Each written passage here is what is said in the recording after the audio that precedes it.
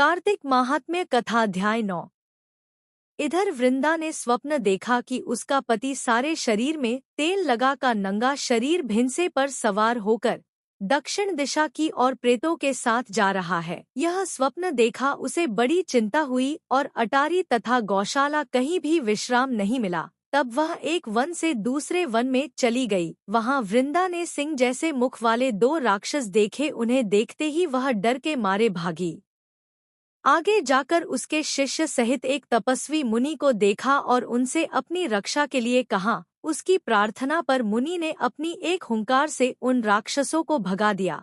तत्पश्चात वृंदा ने मुनि से विनयपूर्वक कहा कि महाराज, मेरे पति जालंधर तथा महादेव जी में घोर युद्ध हो रहा है। उसमें किसकी विजय होगी, कृपा करके बताइए, क्योंकि आप सर्वज्ञ हैं।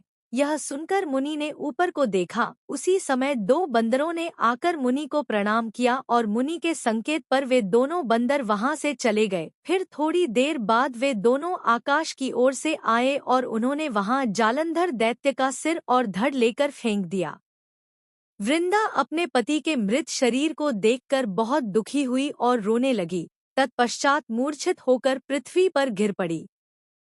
मुनि ने अपने कमंडलू से उस पर जल छिड़का तो उसे चैतन्यता आई। तब वह पुनः विलाप करती हुई मुनि से बोली कि महाराज, जिसने देव, गंधर्व और विष्णु सहित तीनों लोकों को जीत लिया, वह शिव के हाथ से कैसे मारा गया? हे मुने, आप बड़े सामर्थ्यवान हैं, किसी प्रकार मेरे पति को फिर जीवित कर दीजिए। तब मुनि कहने लगे कि शिवजी के हाथ से मरे हुए को कौन जीवित कर सकता है, परंतु फिर भी तुम पर कृपा करके हम इसको जीवित कर देते हैं। ऐसा कहकर मुनि अंतर्ध्यान हो गए और जालंधर जीवित होकर वृंदा के साथ प्रेमलाप करता हुआ आलिंगन वृद्ध हो गया। वृंदा भी अपने पति के वेश में विष्णु के साथ उस वन में रमण करती रही। परंतु एक दिन मैथुन के पश्चात अपने पति के वेश में विष्णु को देखकर वह अत्यंत क्रोधित हुई और श्राप देती हुई बोली कि तुमने मेरा पतिव्रत धर्म नष्ट किया है, इसलिए मैं तुमको श्राप देती हूँ।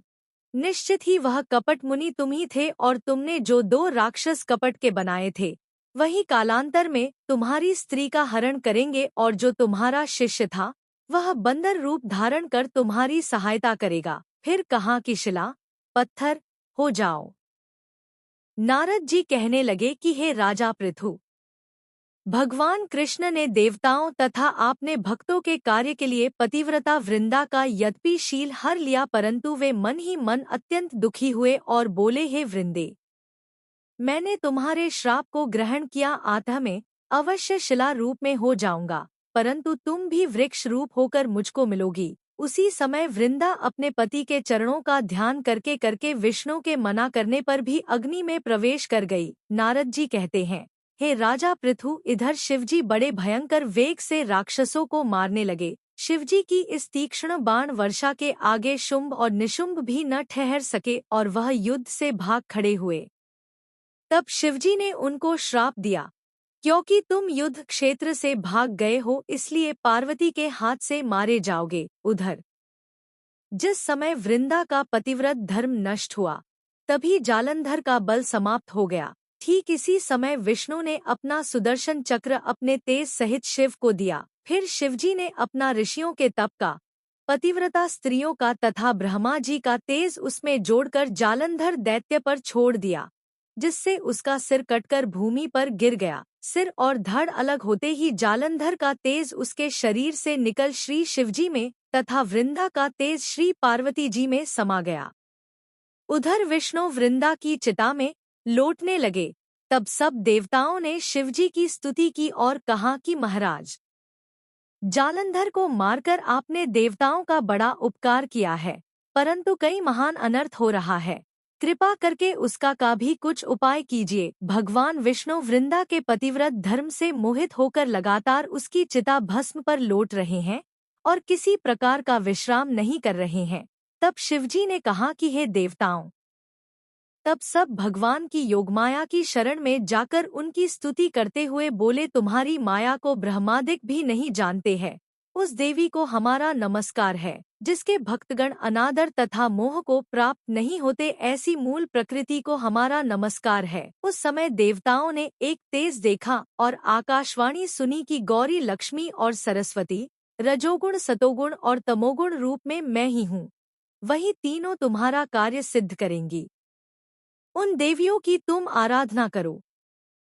फिर उन तीनों देवियों ने प्रकट होकर 3 बीज दिए और कहा कि इन तीनों बीजों को जहाँ पर विष्णु में जाकर बो दो और अपना कार्य सिद्ध करो। देवताओं ने तीनों बीज ले जाकर जहाँ पर वृंदा की चिता पर भगवान विष्णु लौट रहे थे, जाकर बो दिए। उन तीनों बीजों से 3 वृक्ष उत्पन्न हुए। रजोगुण सरस्वती से आंवला, तमोगुण गौरी से तुलसी और सतोगुण लक्ष्मी से मालती हुई। श्री लक्ष्मी जी ने अपना बीज ईर्ष्या युक्त होकर दिया था, इसलिए मालती भगवान पूजा में निंदित तथा आंवला और तुलसी भगवान को अतिप्रिय हुए। इस प्रकार वृंदा वृक्ष रूप होकर भगवान शालिग्राम से संयोग किया।